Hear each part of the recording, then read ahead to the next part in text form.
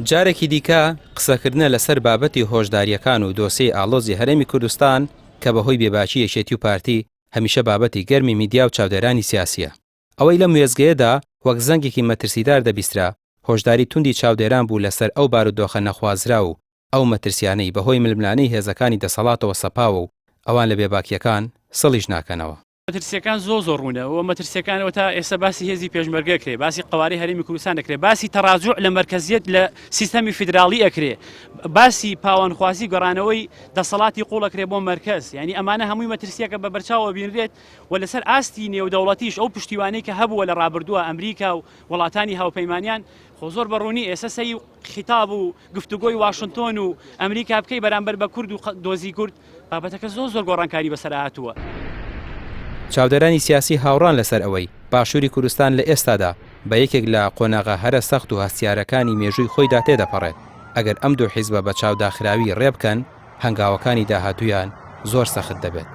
بەدڵنیایەوە یانە من پێم وایە شتێکی بەڵگەنەویستە کە ئەمە زیانێکی زۆر گەورە بە هەرێمی کوردستانە گەیەنێت.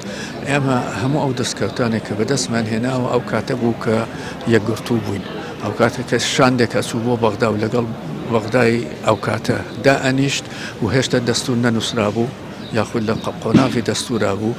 ئێمە ئەگەر یەکگرتوو نەبووینە ئەو شتانەمان لە دەستورە پێ نەئەچەسپێنرا و ئێستا هەروایە. یان بەشێک لە مادەکانی دەستور ئێستا جێبەجێ نەکراوە. یەکێ لە هۆکانی ئەوەیە کە ناکۆچی هەیە لە هەرێمی کوردستانە.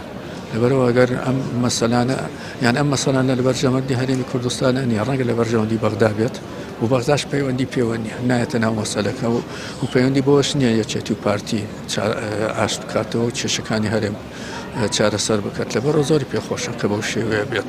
مەسەلەکە ئەوەیە هەرێمی کوردستان لایەنە سیاسیەکانی هەرێمی کوردستان تا چەند هەست بە لێپسراوەتی ئەکەن تا ئەو دازایی کە واز لە بەرژەوەندی تایبەتەکانی خۆیان بێنن و بەرژەوەندی گشتی لە بەرچاو بگرن. مەسەلەکە ئێستا ئەوەیە.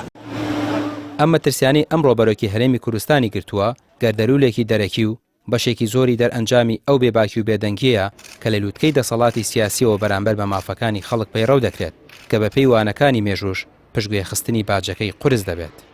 ڕامیار عوسمان، کەناڵی پەیام، سلێمانی.